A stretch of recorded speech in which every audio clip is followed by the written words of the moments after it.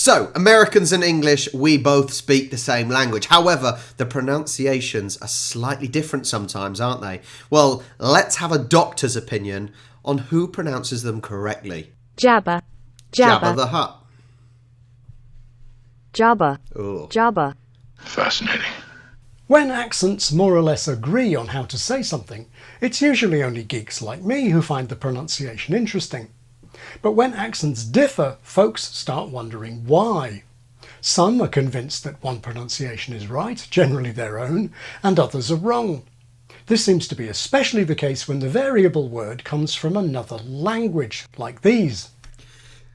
Talking about how when people pronounce words differently, that is when people want to know, well, who's correct? That's the main thing.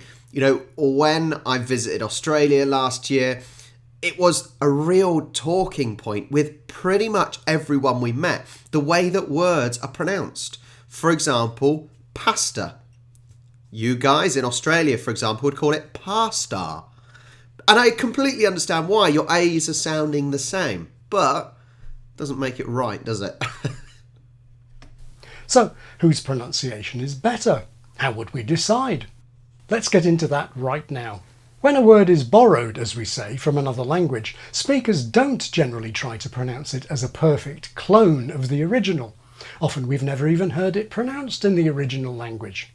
Typically, we pronounce a loan word with the sounds of our own language, so the question becomes, which of our own sounds should we use? The most common approach is to nativize the word, by which I mean pronouncing it like similar words that are domestic to our own language, especially words that have a similar spelling. Across languages, there are countless examples of nativized borrowings.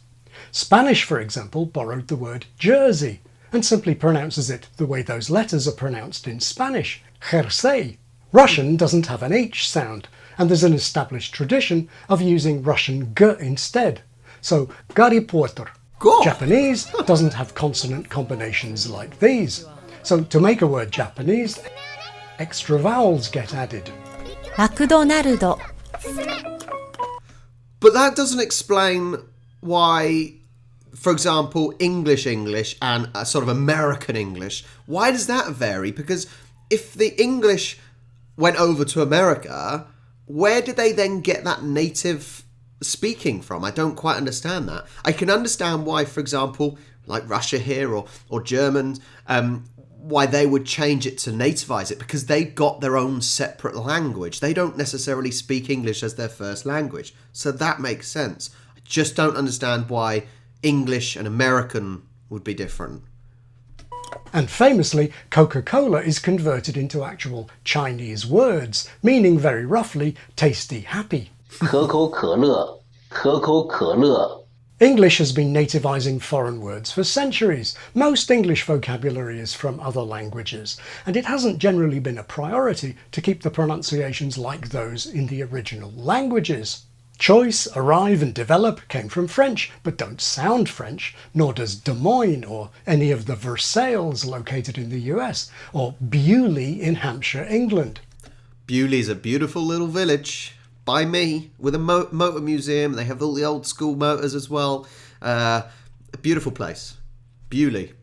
Yeah, but Bewley isn't clearly, you can tell by the IEU that it's clearly not an English word. But I think that's what, I do think the English language is really, really good at taking in other words from other languages. Status and premium don't sound like Latin. Amarillo and San Pedro don't sound like Spanish. Chaos and Nike don't sound like Greek, still less Nike. IKEA doesn't sound like Swedish, Definitely and we Nike. don't bother copying the German sh in Einstein. But things can change over time, and sometimes words get denativized, changed back into something more like the original language. This word used to be fully nativized, Millen, like Macmillan, as in Shakespeare's was Millen thrust from Milan. Milan. But in more modern English, we put the stress where it is in Italian, on the second syllable. I say Milan. As recently as the 1970s, the British English Pronouncing Dictionary was recommending the French city of Lyons, as well as Don Juan and Don Quixote. Nowadays, Brits generally say something more like Lyon, Don Juan and Don Quixote. American pronunciation guides from the 1940s and 50s tell us that this word is homage, nativized like hostage. Homage. But more recently, Americans have tended to denativize it, turning it into homage, or something between the two. See, that is one of the things that I find that I notice. It's the second syllable is almost overemphasized. That's what I think. And it just doesn't sound right. With a lot of, if you think of a lot of places in the UK, Bournemouth, and you hear the Americans saying Bournemouth, it's almost overemphasizing. It's almost creating two words from one. Hampshire. I'm from the county of Hampshire. But, you know, the Americans would say Hampshire because Shire, it makes sense. If it was two words, it would be Shire. But when it's put together, it's Hampshire. And many younger Brits are now copying this.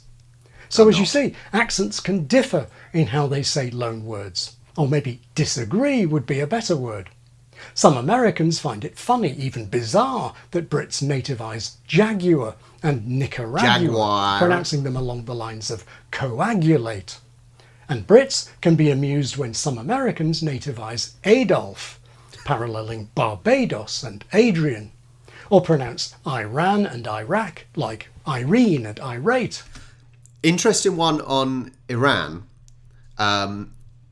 Just before, I think, the World Cup, this year's Football World Cup, there was an interviewer from Iran who spoke to an American footballer.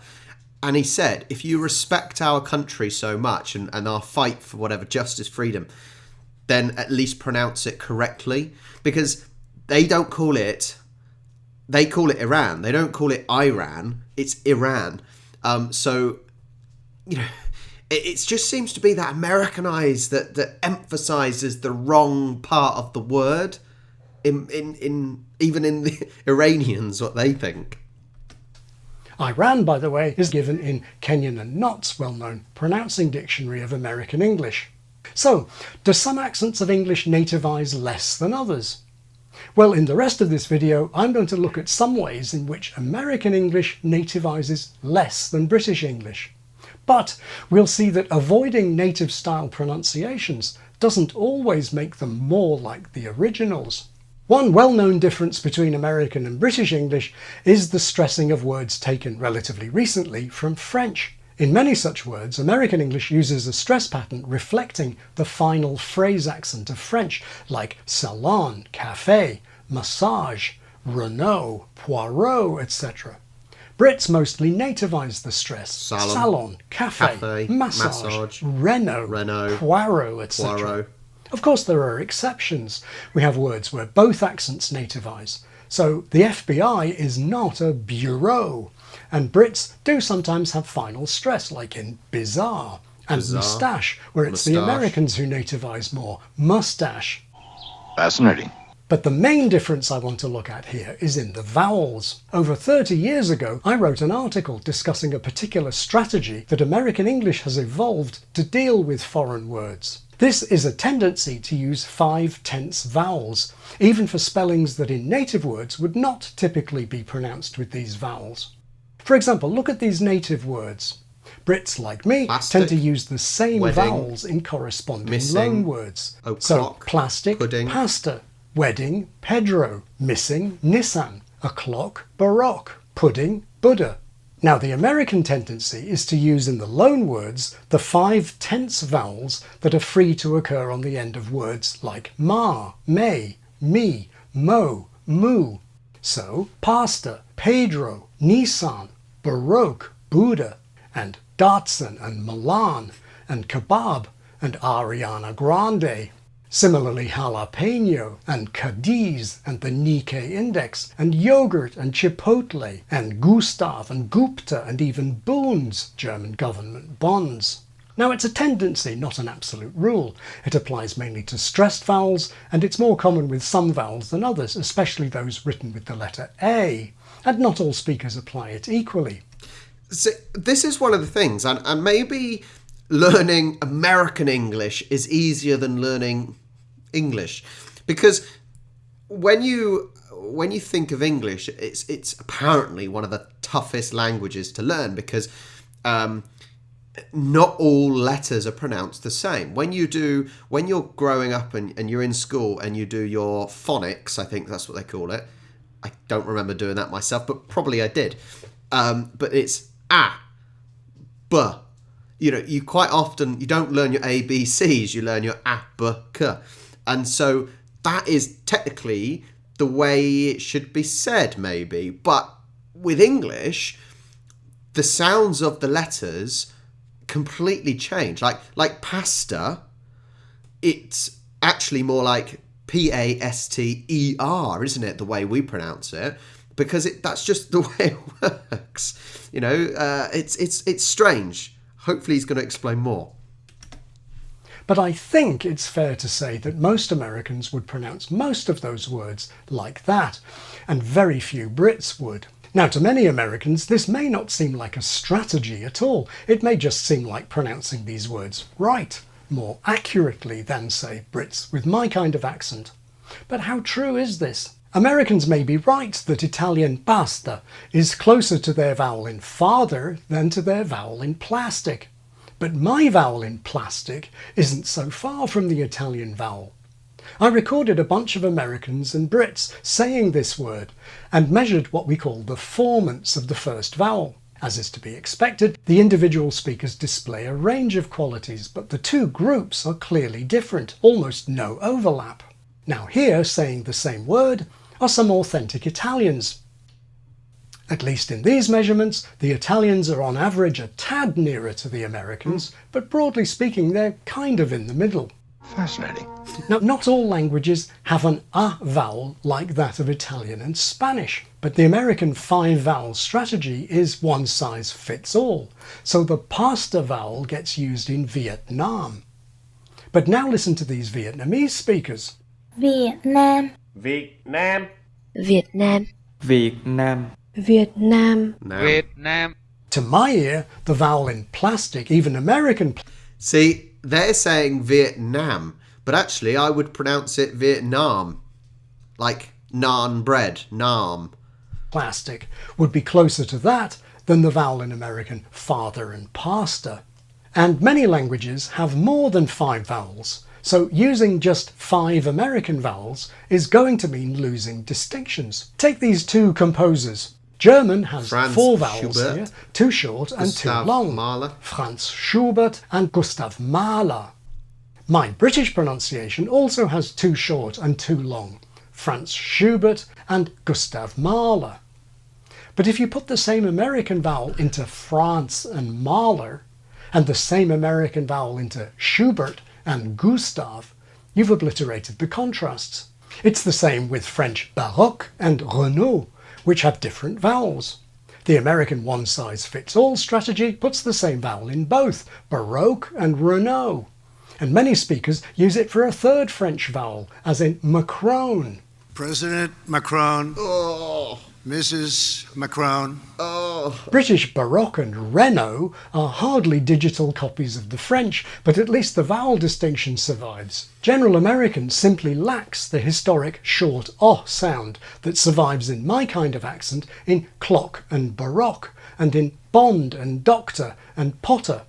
In fact, it's not obvious to me which is closer to Harry Potter, the Russian Gary Potter, or the American Harry Potter. And the strategy is sometimes used inconsistently, even within a word. Take jaguar. It starts completely nativized, like in jagged, and halfway through it does a sharp turn, denativizes and becomes Spanish, or Italian as in LaGuardia. The word is actually from Portuguese. Esse é jaguar. Esse é jaguar. So we might have expected American jaguar, especially considering Americans' fondness for giving loan words final stress and the consonant je, regardless of the original language, as in Maharaja, Xi Jinping, and Parmesan. Xi Jinping, Xi Jinping, Xi Jinping. Now, if my old article is right, and the American 5-vowel strategy or tendency is real, how and why did it arise? And is it a good thing?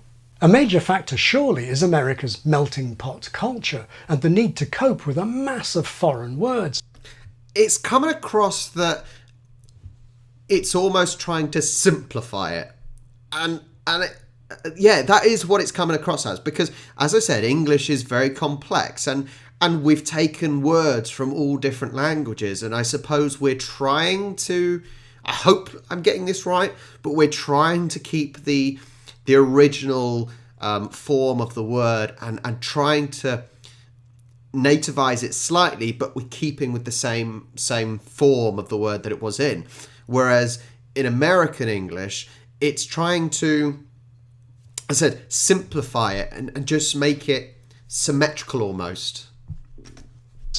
A glance at the end credits of American films or TV shows reveals a smorgasbord or smorgasbord of family names from around the world. Many Americans have to deal with this variety in their daily lives. So a general strategy is efficient, and a strategy that signals foreignness by being distinct from domestic pronunciations is, so to speak, phonetically woke. It shows you're making an effort. A fascinating cultural development. And the prototypical foreign language in the US is, of course, Spanish. When America declared independence, most of the present USA was Spanish, and today over 40 million Americans use Spanish at home. So the prototypical foreign vowel system has 5 vowels. Now, thanks to the loss of the Potter vowel, General American lacks the neat set of 5 short or checked vowels that survive in southern Britain and Australia, but Gen Am does have those 5 tense free vowels, as in ma, me, mo, mu, which map nicely onto the 5 vowels of both spelling and Spanish. Britain, by contrast, isn't a melting pot to anything like the same degree. British end credits present a much narrower diet. The foreign language that Brits are most familiar with is French, and French, like English, has a large and complex vowel system. The result is that Brits are more likely to do the usual thing with foreign words, which is to nativize them, or else to be relatively ad hoc and inconsistent. Brits certainly aren't immersed in Spanish. The only place here with a Spanish name that I can think of off the top of my head is Trafalgar Square. Let me know if I'm forgetting others. Little wonder that this online questioner had no idea why Americans would put a W in Jaguar. And Mexican cuisine is still a relative novelty here. Jack, over to you. And you do this jalapeno. Yes, jalapeno. Right, used to make chipolate, is that what that says? Chipotle. Chipotle.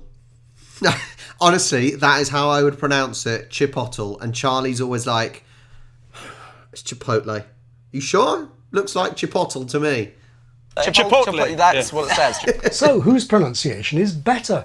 Do you think it's ignorant or lazy to nativize words like jaguar and jalapeno? Or to half nativize them like jaguar? Do you think the 5-vowel strategy is ingenious in a melting pot culture? Or is it just imposing pseudo-Spanish on everyone? Or maybe you don't believe this strategy exists at all. I'd love to know what you think. Well, it's interesting, as I said. So my point is, what we're getting from this is that the American English, they have simplified it almost.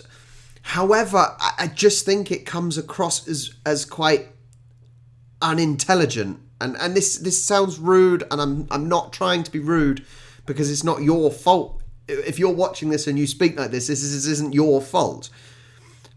It just seems a little bit dumb. I'm sorry. I think with the UK and English, it's not as much of a melting pot, but I just think that our language, because we are a country that has been invaded so many times, many hundreds of years ago, that the language has changed so much. So we've got a massive influence. I know this doctor has said about America being a real melting pot. For sure, in the very short term present at the moment, whereas as English as an actual language is a sort of a melting pot, but over hundreds of years. So we've had the influences from all the invasions, basically. But I would like to think that the English are doing, that's, you know what I mean, not the American English, but the English are making more of the effort to try and get those words more accurate. And we've got to appreciate that English is a weird language, right? Letters can be pronounced differently depending on what other letter they're next to and where they are in a word. And so I think we are making the effort. So all I can say is it's pasta, and the Brits are correct. Thank you so much for watching. Please do let me know your thoughts. Do you speak with American English or actual English? Are you wrong or are you right? Make sure you like and subscribe, and I'll catch you next time.